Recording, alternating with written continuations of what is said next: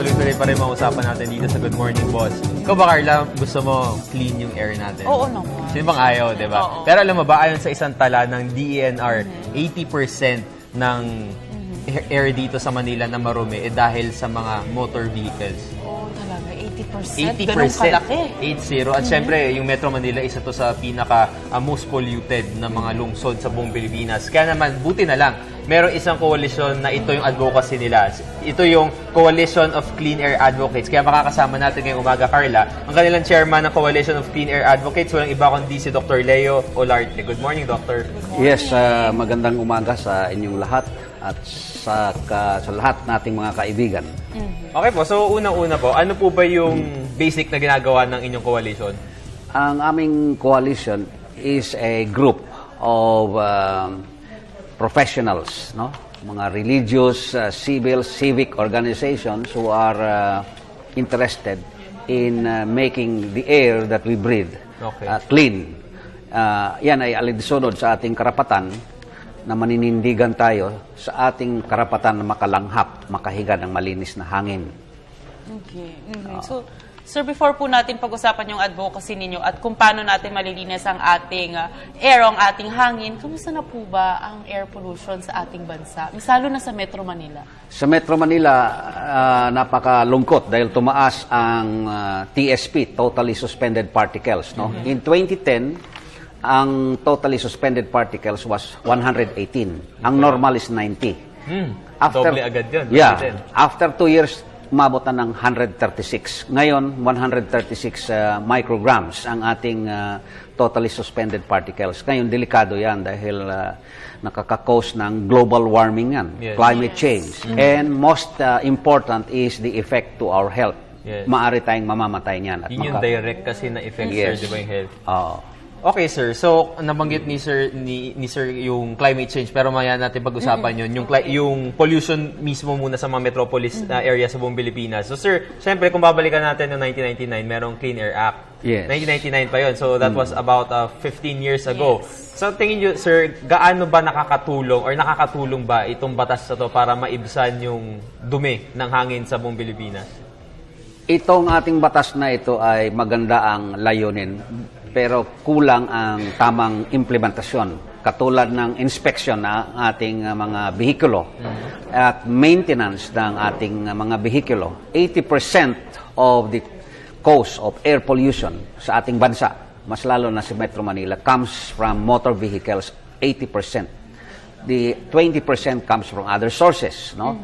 So, kung magagawa natin ng paraan ang ating mga sakyanan ay hindi bumubuga ng mainit, ng madumi na hangin or usok, dahil ito'y dinadala natin sa mga emission testing centers mismo, hindi tayo na non-appearance. Yung non-appearance kasi ang napaka-importanting bagay na nagpapaitim sa usok at sa nagpapadumi sa hangin na nilalanghap natin. Kailangan yung mga sakyanan natin, dadalhin talaga natin sa emission testing centers. Hindi pwede yung non-appearance lamang.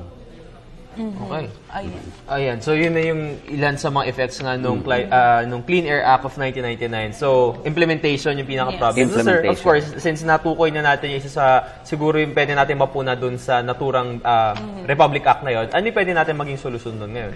Ang solution natin ay talagang let us be patriotic and health conscious and environmentally conscious. Ngayon, starting noong September 23, there are about 120 countries na nagtitipon-tipon doon sa New York. United Nations Global Seminar or Convention, no? Global Warming Climate Change Seminar.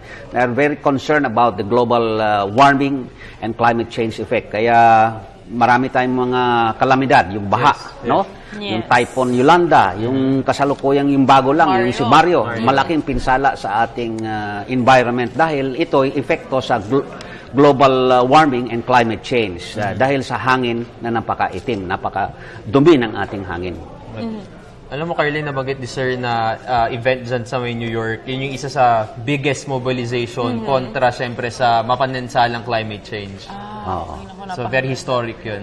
Yeah. Okay, so sir, matanong ko lang po, kamusta na po ba? Ano na po ba yung, itong Clean Air Act, asaan na po ba tayo? Kamusta naman po ba? Ano na po ba yung nakatulong na po ba ito? I mean, ano na po yung ginagawa ng inyong coalition and inyong grupo para ito po ay ma-implement na o ito ay, kumbaga sabi niyo nga, may mga emission test na, alam mo yun, kumbaga non-appearance yung mga tao, misalo pa itong nakakadulot ng air pollution sa ating bansa. Sumulat po kami sa ating mahal na Pangulo, si President Simeon Benigno Aquino, para o-orderan po niya itong ating mga kasamahan dito, yung DENR, DTI, DOTC na makipag-ugnayan sa amin, yung Coalition on Clean Air Advocates, para kami ay makapag-participate at sila makapagtulong din sa aming advokasya na education and information of the public so that ang kanilang mga sakyanan ay talagang should be properly inspected and maintained.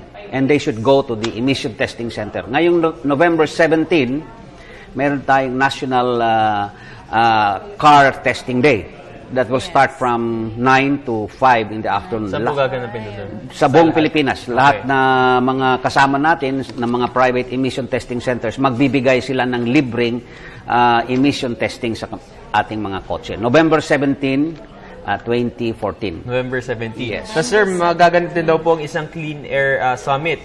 Yes. Kailan po gaganapin ito at saan po?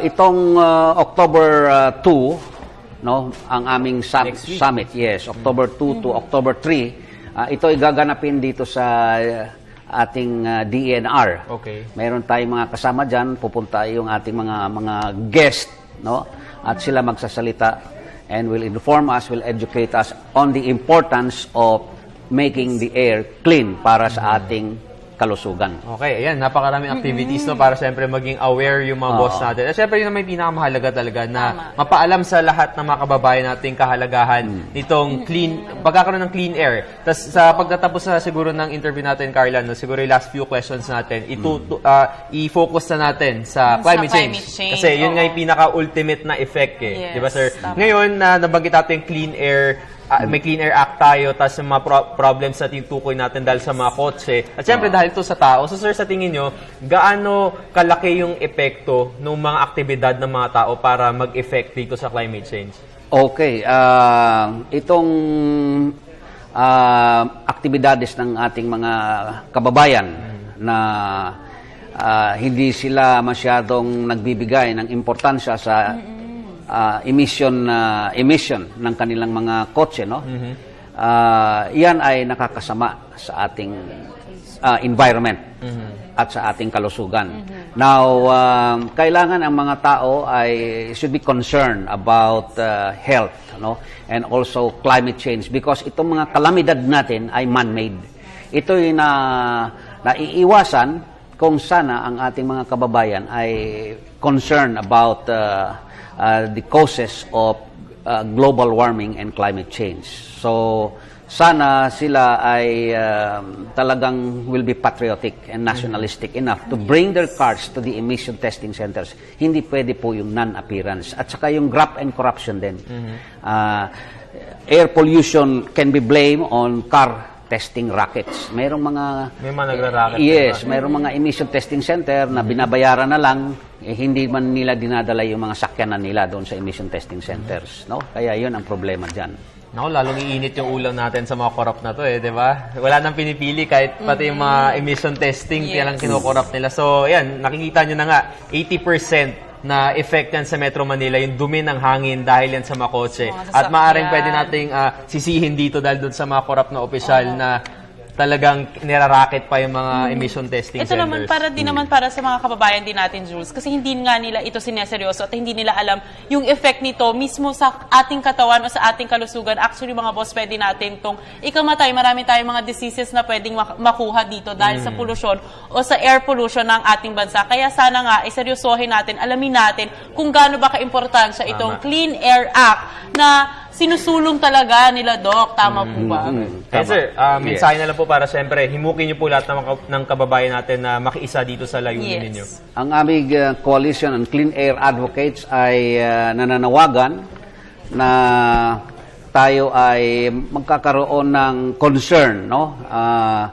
sa ating mga sakyanan. Kailangan ipa-inspect natin regularly and maintained. And kailangan dalhin natin sa emission testing centers. And sa paggawa nito, tayo ay tumutulong sa ating mga kababayan. Global warming and climate change will be totally favorable, and it will give good health to us and to our children and to our children's children.